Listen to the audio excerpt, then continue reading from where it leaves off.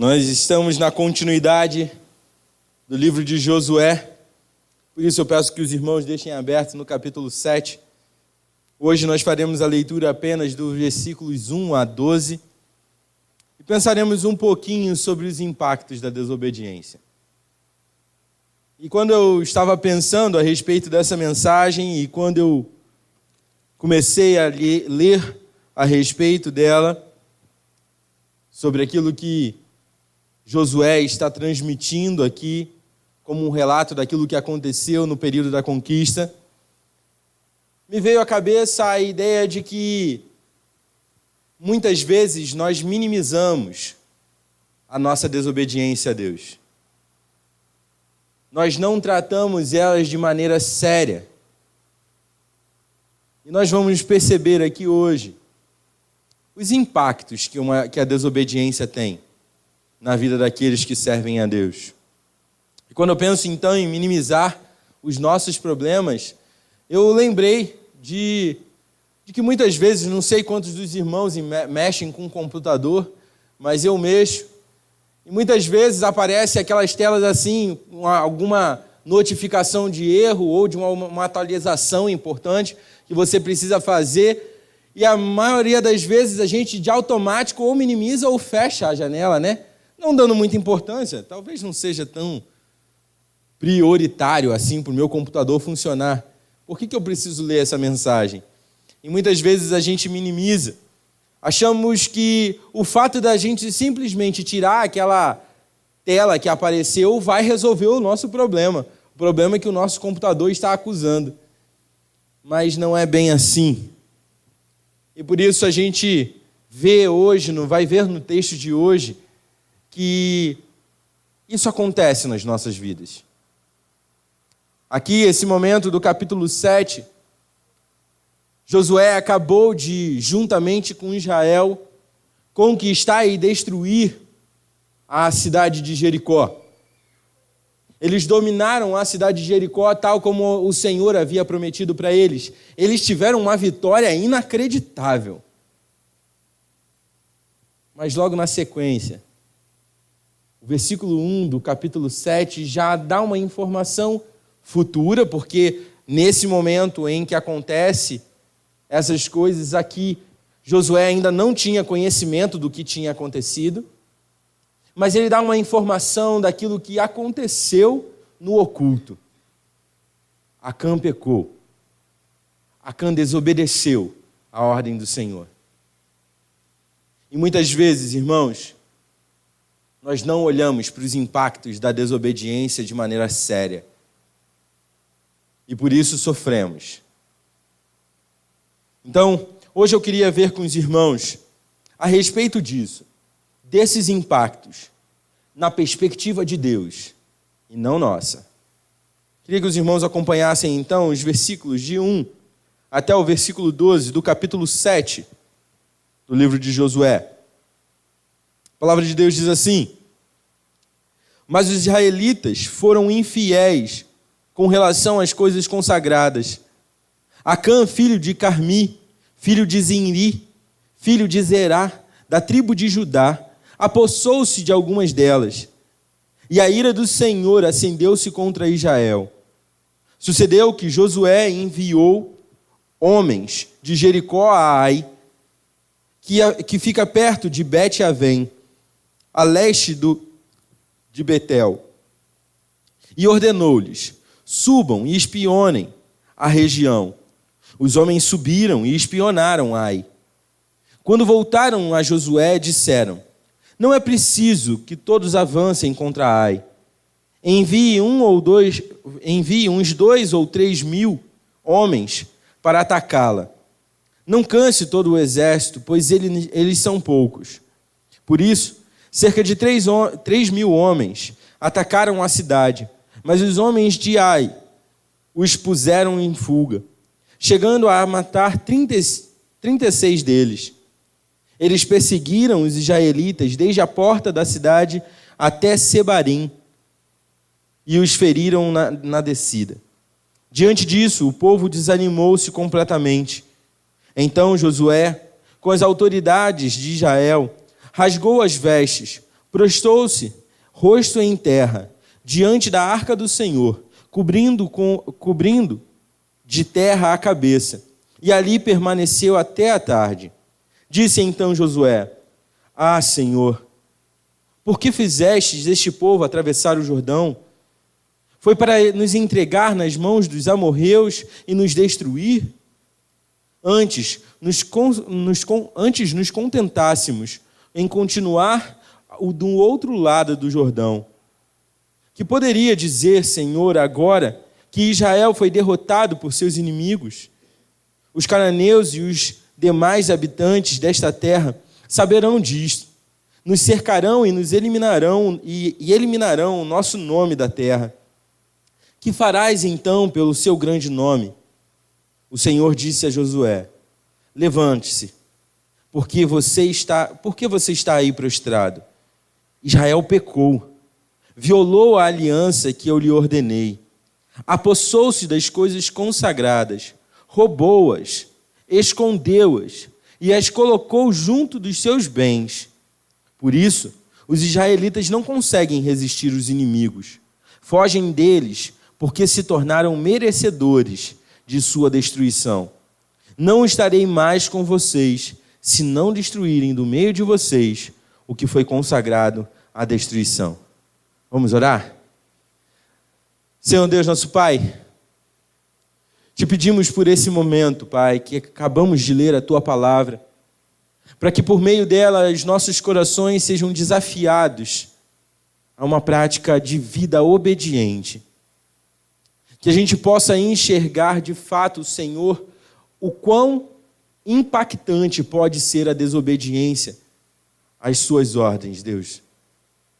Senhor, eu peço por cada irmão aqui presente, Senhor, que sejam abençoados pela Tua palavra, que sejam desafiados por ela, mas que ao mesmo tempo sejam completamente capacitados por Ti, Deus, a cumprir com ela também.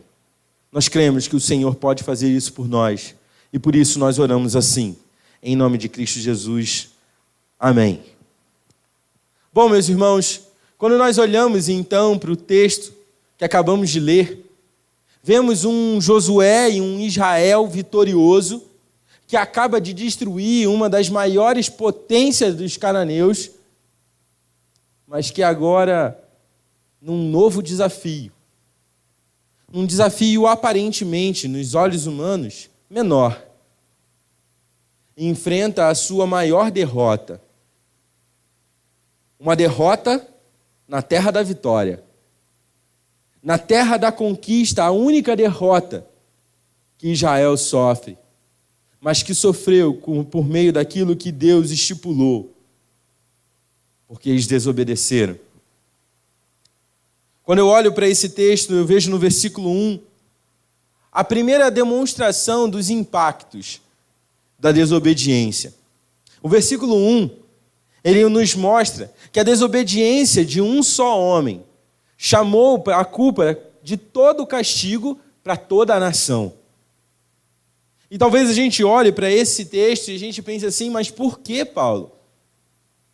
Por que Deus deveria, então, disciplinar a nação inteira por causa do erro de um homem? Mas o texto ele nos revela o propósito de Deus diante disso. E no versículo 1, a gente vê que Deus faz questão de citar aqui os israelitas. Não fala Acã. Ele não fala simplesmente Acã como um soldado desobediente, mas ele fala, os israelitas foram infiéis com relação às coisas consagradas.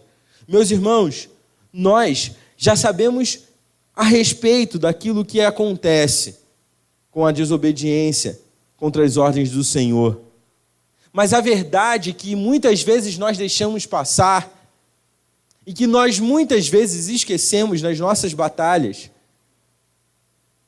é que o pecado ele espreita a vitória. Ele fica aguardando o tempo da vitória, ele fica ali na sombra da vitória, esperando o momento certo para atacar e para ferir. E tal como o trigo, e tal como o fermento, ele é contaminoso para as coisas que utilizamos, assim também é o pecado. Tem a capacidade de contaminar e estragar aquilo que Deus intencionava para o seu povo. Deus havia ordenado ao povo, sejam obedientes. Vivam isso. A gente viu nas últimas duas mensagens o poder e o valor da obediência. E mesmo depois de Deus ter estipulado isso, ensinado isso para Israel, e mesmo depois de Israel ter experimentado o valor e o poder da obediência por meio de tudo aquilo que nós já vimos, a travessia do Jordão, o cessar do maná e o primeiro alimento que eles retiraram da terra, a derrubada dos muros de Jericó e a destruição do povo de Jericó, mesmo depois deles verem tudo isso, ainda assim, o povo conseguiu ser infiel a Deus. Meus irmãos, assim como eu falei que o pecado ele é contaminoso, não é diferente também dessa vez aqui em Israel. O povo ainda estava comemorando essa vitória inacreditável quando nós vemos o relato de Acã. Mas como eu falei antes, Deus faz questão de deixar bem claro a Israel que todos eles haviam pecado. Uma outra forma da gente enxergar isso no texto é o fato de Josué mencionar toda a árvore genealógica de Acã. No versículo 1, Deus fala assim, por meio de Josué, olha, Acã, filho de filho de Carmi, filho de Zinri, filho de Zerá, que é da tribo de Judá, ou seja, que é do povo de Israel, desobedeceu às ordens do Senhor. Meus irmãos, ao contrário daquilo que nós fazemos com os nossos pecados, Deus não minimiza o pecado. E o primeiro impacto que a gente pode enxergar aqui da desobediência às ordens do Senhor é que imediatamente a ira do Senhor se acende contra Israel. Israel era o povo de Deus. Como Deus havia falado anteriormente, é um povo de propriedade exclusiva meu. Um povo de sacerdotes, de realeza, porque são meus, pertencem a mim. É esse povo que agora está debaixo novamente da ira do Senhor, porque desobedeceram às ordens do Senhor. O primeiro impacto, então, que nós precisamos enxergar nas nossas vidas hoje, é que a ira do Senhor, ela é implacável contra o pecado. Ainda que nós, como humanos e pecadores, tentemos em determinados momentos minimizar o nosso pecado, minimizar o nosso erro, isso não acontece na parte de Deus. Quando Deus olha o pecado, ele se enfurece contra o pecado. Porque não é natural a Deus se alegrar com o pecado. Meus irmãos, enquanto nós, como homens, lidamos com a desobediência por meio de uma tolerância complacente, amigável, Deus lida com a desobediência por meio da intolerância paciente. E é interessante quando a gente percebe isso. Porque Deus, de fato, poderia fulminar, destruir o povo de Israel.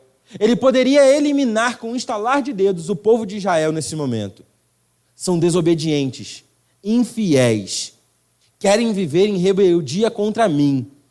Ele poderia estalar os dedos e todos os israelitas deixariam de existir. Mas Deus, na sua intolerância com o pecado, ainda assim é paciente. Ele tem paciência com os nossos erros. Ele é longânimo para que possamos ser perdoados por Ele. E isso é maravilhoso, meus irmãos. É maravilhoso perceber da parte de Deus que ao mesmo tempo que Ele acende a sua ira contra os nossos pecados, ao mesmo tempo Ele também demonstra a sua paciência em não nos destruir. Deus poderia fazer isso, mas Ele não o faz por conta da sua paciência e longanimidade.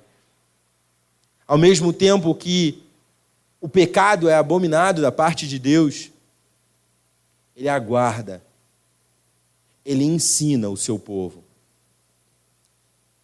Ele é misericordioso a ponto de voltar mais uma vez e querer sentar com Israel e ensinar a importância e o valor da obediência. Meus irmãos, quando nós escolhemos desobedecer às ordens de Deus, nós chamamos sobre as nossas cabeças a ira do Senhor. Não tente menosprezar, minimizar, diminuir a sua desobediência, porque Deus não vai fazer isso. Deus disciplina em amor, mas Ele disciplina. Deus é paciente, sim, mas Ele disciplina. Não passa em branco aos olhos de Deus. Deus não deixa simplesmente as coisas acalmarem. Deus não deixa passar isso sem antes desejar ardentemente disciplinar o seu povo em amor com a finalidade de que eles aprendam. E é isso que nós vemos aqui. O primeiro impacto, então, é que Deus não minimiza os nossos pecados. Deus não trata assim os nossos pecados. Infelizmente, o que eu vou falar agora, irmãos, é muito triste, mas corresponde ao pensamento de muitos crentes em Cristo Jesus. Pessoas salvas. Eu não estou falando daqueles que aparentemente são crentes, mas estou falando de pessoas salvas. Muitas vezes nós diminuímos os nossos pecados diante de Deus. Tentamos convencer a Deus e convencer a nós mesmos que não foi algo tão prejudicial assim. Que não foi algo que afetasse tanto assim a nossa vida com Deus. Meus irmãos, não poderíamos estar mais enganados do que isso. Se nós estamos agindo com os nossos pecados dessa maneira, irmãos, nós estamos errando. Nós estamos pecando contra Deus. E não estamos ainda aprendendo a lição que Deus quer nos ensinar, que é viver uma vida obediente a Ele. A aplicação que precisamos tirar para as nossas vidas no dia de hoje, irmãos, com relação à forma como Deus trata a desobediência, é que precisamos parar de minimizar os nossos pecados e começar a olhar para eles como de fato eles são.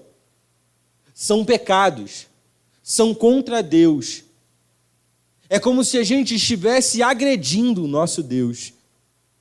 É como se nós estivéssemos indo contra o nosso Deus e tentando lutar contra Ele, com uma expressão de clara rebeldia. Precisamos olhar para a nossa desobediência como sendo de fato pecado, algo contra Deus e que não pode viver ou continuarmos viver com essa atitude. Isso não pode acontecer, irmãos. Quando nós olharmos para os impactos da desobediência, precisamos voltar os nossos olhos para o nosso Deus e enxergar aquilo que precisamos demonstrar nas nossas vidas. Alguém que foi salvo por Deus, que é povo, propriedade exclusiva desse Deus, precisa viver para esse Deus. Não pode se contentar em viver uma vida desobediente. Não pode aceitar viver uma vida mais ou menos obediente, porque muitas vezes essa é a forma como minimizamos os nossos pecados. Eu sou meio obediente. Eu não consegui ser obediente em tudo, mas eu consegui fazer parte daquilo que Deus me ordenou. E nós já vimos aqui, por meio de outras mensagens, que não existe um coração dividido entre Deus e a minha própria vontade. Então precisamos viver de acordo com a vontade do nosso Deus. Mas como se a ira de Deus contra o pecado, irmãos, não fosse o bastante para nos motivar a viver uma vida de obediência, o texto ele continua e demonstra um outro impacto da desobediência. E esse outro impacto da desobediência nós podemos enxergar nos versículos 2 a 5. Os versículos 2 a 5 nos mostram que juntamente com a ira do Senhor vem também o gosto amargo da derrota. Como eu falei antes, a derrota na terra da vitória. Poderia ser esse o tema dessa passagem. Porque nesse momento, no momento em que Deus preparou para Israel, para que eles conquistassem a terra prometida, por meio da obediência fiel deles, a desobediência de um homem traz sobre a nação de Israel a derrota e esse gosto amargo de derrota. Eu creio aqui que nenhum dos irmãos goste de perder. Eu não gosto. E certamente o povo aqui de Israel não gostou de ter essa derrota nesse momento. Mas o que nós podemos encontrar aqui é que o texto mostra que, apesar de Josué ter sido um homem prudente, um líder prudente, tanto em mandar espiões, mais uma vez, para a terra em que ele iria atacar, quanto também em mandar o maior contingente exigido, porque os espiões chegam lá e falam para Josué, Josué, fica tranquilo, a cidade de Ai é muito menor do que a cidade de Jericó. Nós não precisamos atacar com todo mundo. A gente precisa só mandar 2 ou 3 mil. E Josué é prudente. Falou assim, vamos então mandar 3 mil. E Josué manda. Mas apesar dele ser prudente a esse ponto, demonstrando isso por essas atitudes, ainda assim, Josué não enxergava aquilo que estava em oculto. Como eu falei, aquilo que foi relatado no versículo 1 ainda não era de conhecimento de Josué quando ele mandou os espiões. Josué não sabia que Acã tinha pecado. E, portanto, então, não conseguiu prever essa derrota. Deus queria ensinar, irmãos, para o povo de Israel o impacto da desobediência por meio dessa derrota. Se o primeiro impacto da desobediência é o fato da ira de Deus se acender contra os nossos pecados, o segundo impacto natural para aqueles que desobedecem às ordens de Deus é uma derrota. E talvez a gente possa pensar assim, mas Paulo, tem tantas pessoas que vivem em desobediência a Deus e continuam prosperando. Talvez a gente relembre alguns salmos onde o salmista fala isso para Deus, Senhor, por que os ímpios continuam prosperando? E nós que somos fiéis a Ti, vivemos uma vida de dificuldades, sendo atacados, sendo perturbados pelas outras nações. Mas a derrota, nem sempre ela é aparente, como nós a conhecemos. E Israel precisava perceber que o impacto da desobediência é a derrota. Não tem como vencer sem estar debaixo da vontade soberana do Senhor. Não tem como sermos desobedientes e queremos receber do Senhor bênçãos. Porque isso não vai acontecer. Eu não estou lidando aqui com bênçãos materiais, porque naturalmente todos aqui conhecem pessoas que não professam Cristo Jesus como Senhor e Salvador das suas vidas, mas que são extremamente bem-sucedidos. Eu estou falando aqui da derrota que não pode ser medida pela cabeça humana, pelo pensamento do homem. É isso que Deus está querendo ensinar. Deus queria que eles aprendessem o impacto da desobediência, e um desses impactos é a derrota. Vocês não podem se contentar em querer vencer a batalha sem que Deus esteja com vocês. É isso que Deus está falando para Josué e o povo de Israel aqui. E por isso, então, nós vemos que o texto relata que Israel descobriu que a força militar sem a assistência de Deus, de nada tem valor. Josué manda aqui um contingente de 3.000 soldados para invadir Ai. Uma cidade que não era tão fortificada como Jericó, uma cidade que não tinha tantas defesas militares como a cidade de Jericó. Mas os homens acharam que poderiam vencer. E Deus vai ensinar para eles, diante da desobediência, o impacto imediato é a derrota. Vocês provarão a derrota como disciplina minha, para que vocês aprendam que não existe a possibilidade de vencer sem obedecer a Deus. Versículo 4, e no início do versículo 5, o texto diz assim: por isso, cerca de 3.000 homens atacaram a cidade de Ai. Mas os homens de Ai os puseram em fuga, chegando a matar até 36 homens de Israel. Na sequência ainda fala que eles perseguiram os israelitas até Debarim. Israel experimentou a derrota. E notem, irmãos, que não se trata aqui de falhar, ou em pensar na estratégia, ou em pôr em prática a estratégia. Não se trata disso aqui. Deus não falou para Josué: olha, vocês erraram porque vocês projetaram a estratégia mal. Ou Deus não falou assim também: vocês foram derrotados porque vocês não puseram em prática a estratégia como foi pensada. Deus fala aqui para Israel: vocês foram derrotados por causa da desobediência. Meus irmãos, quando nós olhamos para esse momento na vida de Israel, durante o período da conquista da Terra Prometida, precisamos nos lembrar o quanto somos dependentes do Senhor. E precisamos concordar, irmãos, a gente esquece isso com muita facilidade.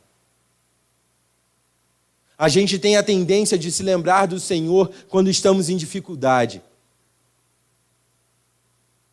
Nós temos a tendência de nos lembrar do nosso Deus quando precisamos algo dele. Como eu falei na semana passada, uma fé conveniente, consumista. Porque eu me achego a Deus quando eu preciso algo dele.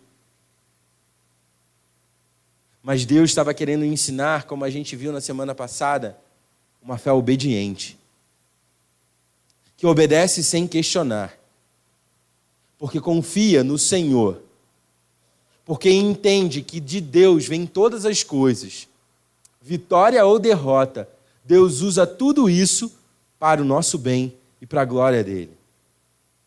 Meus irmãos, precisamos entender diante dessa passagem que nós precisamos viver uma vida de completa dependência do Senhor.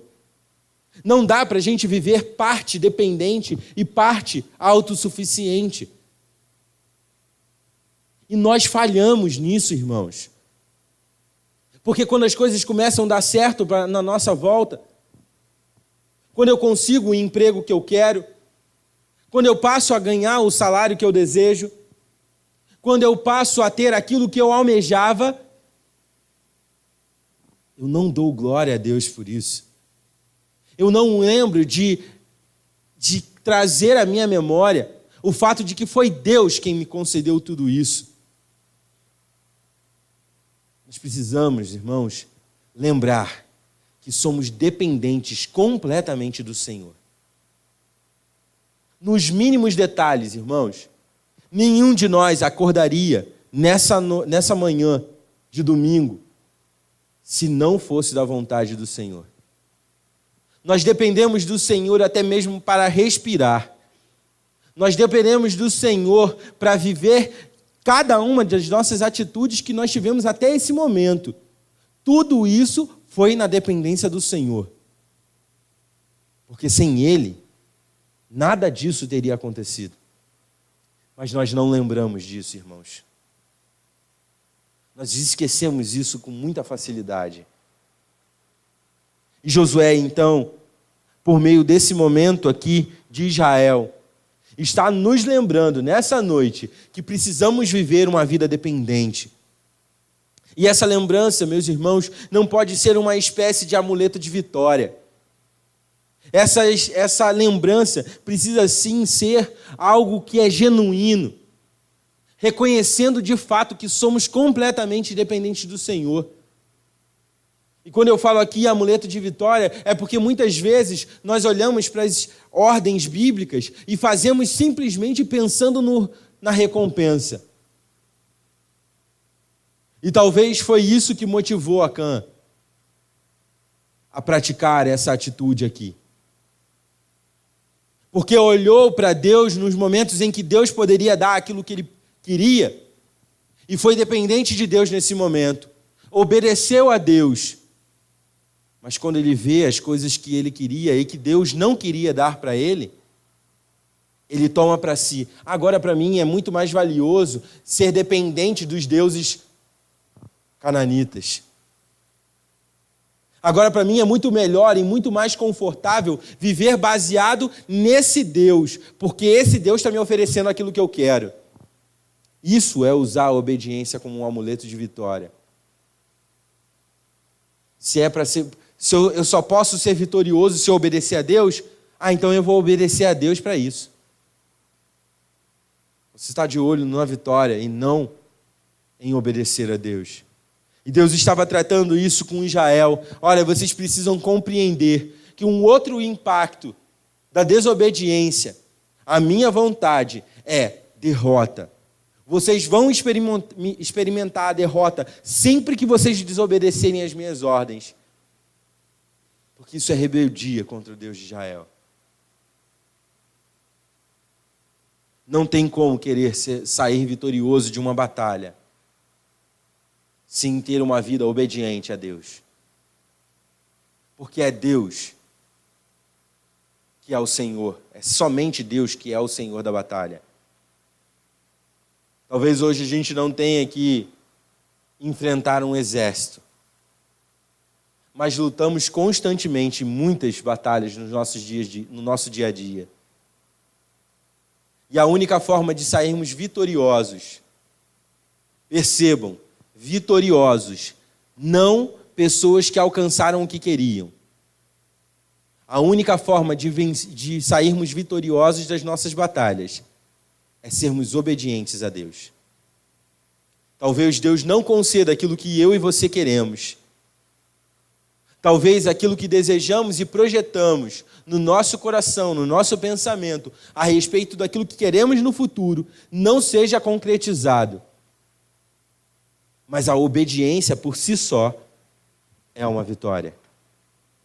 Eu falava mais cedo aqui na classe dos adultos a respeito disso.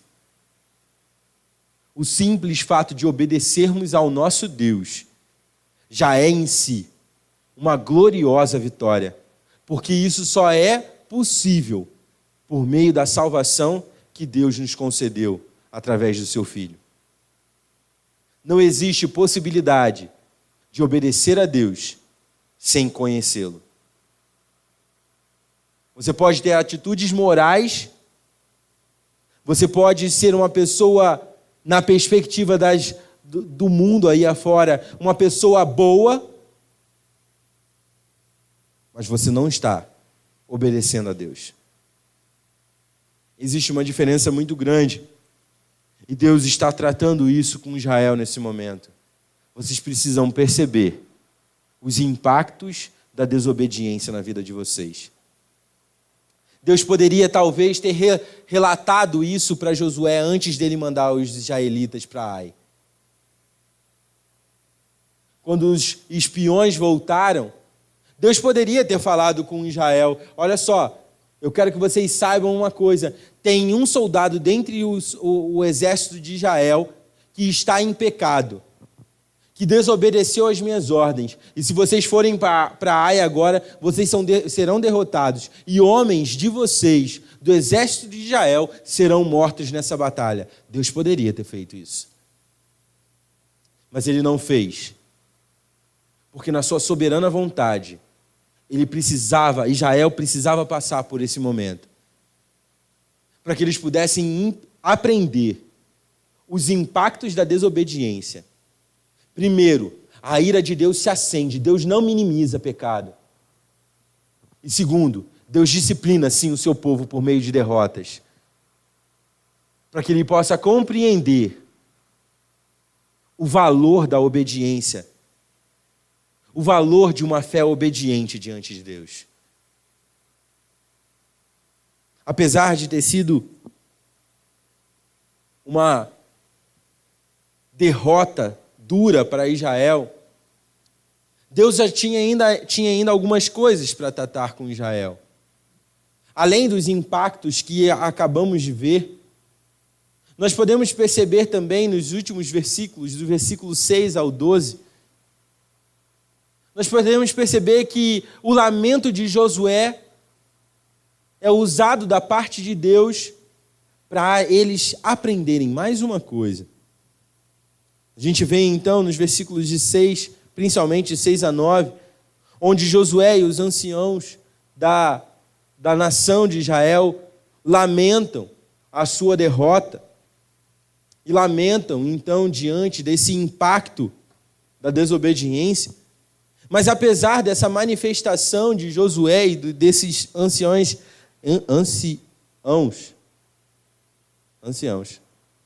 obrigado. E apesar desses anciãos também fazerem um lamento genuíno aqui, eles ainda não conseguiam enxergar o todo. Eles não haviam ainda compreendido, irmãos, que a derrota de Israel nesse momento foi por causa da desobediência. E eles deveriam pensar nisso. A primeira atitude desses homens aqui deveria ser: alguém aqui dentro do povo está em desobediência contra o Senhor. Porque a promessa do Senhor não foi que eles batalhassem as suas próprias batalhas. Mas Deus havia prometido para Israel: olha, eu vou dar a vocês uma terra que emana leite e mel. Vocês entrarão nela. E se vocês forem obedientes, algo que Moisés diz para eles em Deuteronômio, se vocês forem obedientes, vocês receberão e conquistarão a terra. A promessa do Senhor em nenhum momento foi: vão lá e batalhem, e algumas batalhas eu vou vencer para vocês. Mas Deus também havia dito por meio de Moisés que a desobediência traria essas consequências. Traria derrota para o povo. Então eles deveriam se lembrar daquilo que Moisés já havia dito. Se vocês forem desobedientes, vocês sofrerão as consequências, os impactos da desobediência.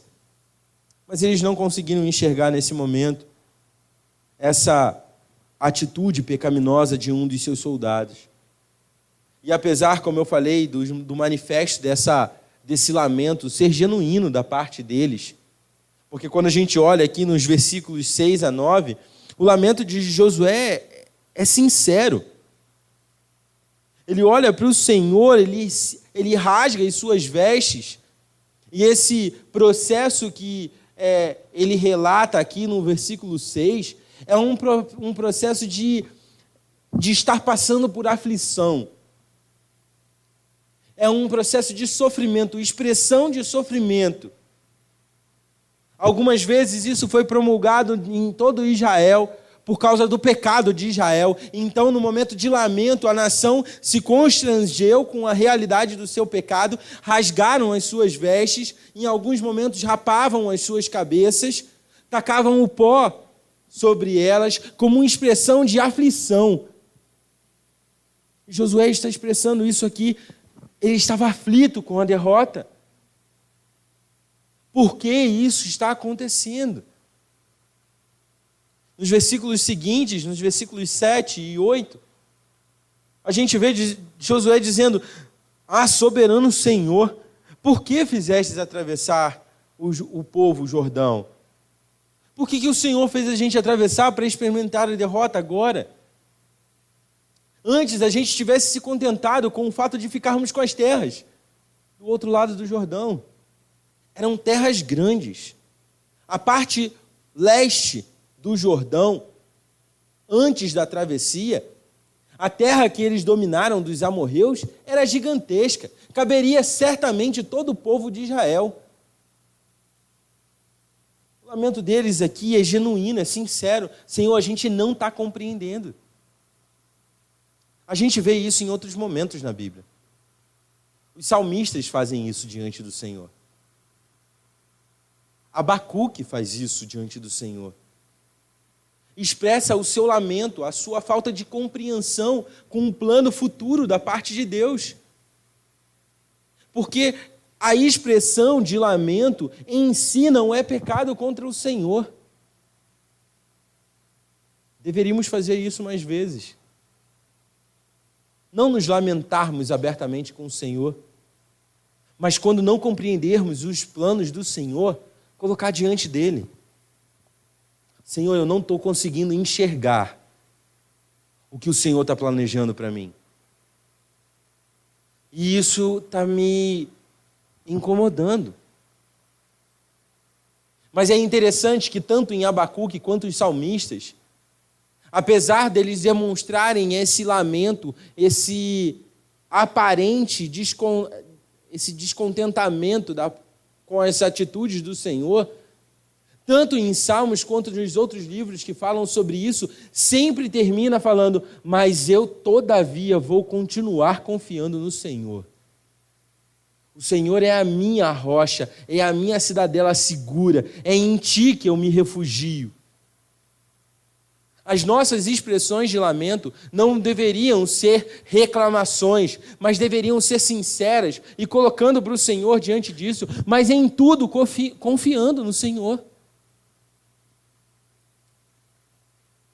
Nós vemos um exemplo contrário disso quando a gente vê a atitude de Jó.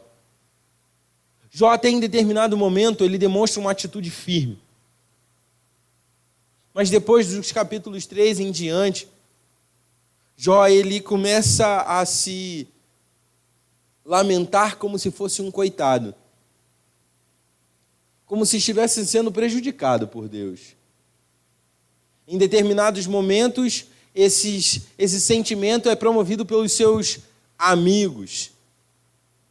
Mas em parte também por conta do seu coração. E num momento assim, em que Jó não estava compreendendo e a sua reclamação estava sendo uma murmuração diante de Deus e não um lamento, Deus chega para ele e fala assim: ó, Jó, me diz uma coisa, aonde que você estava quando eu criei a terra? Me lembra algum momento em que você tenha me aconselhado a fazer algo no momento da criação? Foi você, Jó, que me falou para separar a terra seca da terra molhada? Foi você, Jó, que me fez fazer as estrelas no céu, o sol e a lua? Aonde que você estava nesse momento para me aconselhar o que fazer e o que não fazer? Deus precisou trazer à memória a realidade na vida de Jó. Preste atenção. O seu lamento já não é mais um lamento, Jó. É uma murmuração. Você está achando que pode definir o que Deus vai fazer e o que Deus não vai fazer. Deus, aqui em Josué, ele usa o lamento de Josué e dos anciãos para trazer à luz aquilo que estava oculto ainda. Para mostrar para Josué o que estava acontecendo. Josué, vocês não conseguiram perceber ainda que isso se trata de pecado. Mas eu vou trazer a luz para vocês. Diante do lamento de Jó, então, Deus traz aquilo que estava oculto com a finalidade de fazer com que todo Israel compreendesse os impactos da desobediência. Israel, provavelmente naquele momento, olhando para os seus líderes, se lamentando diante de Deus e perguntando a Deus o que estava acontecendo, Israel também, naturalmente, como o próprio texto diz, se desanimaria. E Deus então usa o lamento de Josué e dos anciãos para mostrar para todos eles que não se tratava da falta de um poder da parte de Deus. Porque a derrota não veio porque Deus era fraco. A derrota não veio porque Deus se distraiu em algum momento e por isso eles foram derrotados em Ai. Mas Deus usa esse lamento para mostrar para Israel: olha, vocês precisam entender que isso tudo são impactos da desobediência. Nos versículos 10 a 12, Josué relata isso. Dentre vocês, Acã, dessa descendência, da tribo de Judá, ele tomou para si aquilo que deveria ser consagrado à destruição. E é por isso, Josué, e é por isso, Israel, que vocês estão sofrendo as consequências, os impactos da desobediência. Quando a gente olha para essa atitude do Senhor, eu não sei vocês, irmãos, mas eu vejo aqui aquilo que eu falei no início, a paciência misericordiosa do Senhor em olhar para um povo desobediente, em olhar para um povo que não conseguiu ainda compreender os planos completos do Senhor e ensinar mais uma vez. Como uma criança que precisa muitas vezes ouvir dos pais a repreensão e, em alguns momentos, a disciplina física, sim. Assim também o povo de Israel se manifesta aqui. Diante de todo o ensinamento que Deus vem fazendo ao longo dos primeiros 6 capítulos, a respeito de uma fé obediente, de uma obediência sincera e genuína a Deus, que não questiona as ordens do Senhor, não porque é cego, mas porque confia completamente no Senhor, que concedeu todas essas vitórias até aqui. Apesar de ter sido ensinado tantas vezes, torna a desobedecer o seu pai.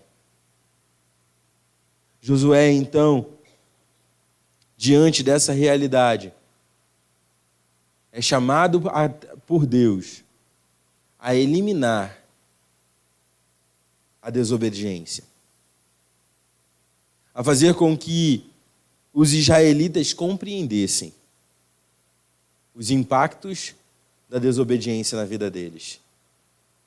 Semana que vem nós vamos ter a oportunidade de ver mais especificamente a atitude de Acã.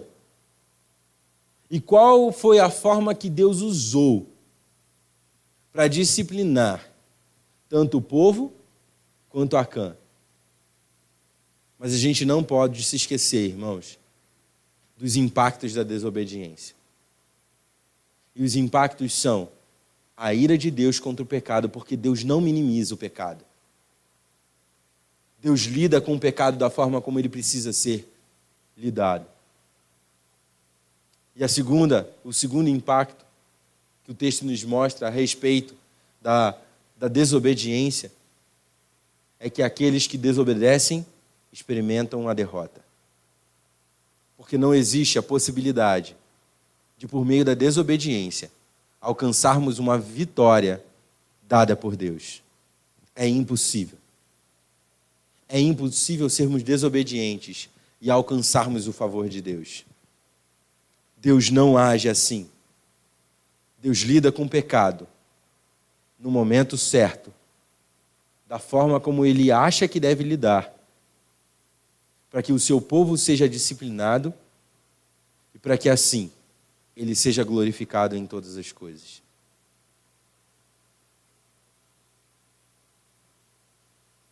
Minha oração, irmãos, é que possamos aprender com a atitude de Acã e as consequências das atitudes de Acã, que não dá para viver minimizando os nossos pecados, tentando convencer a Deus e a si mesmo de que eles não são tão ruins assim.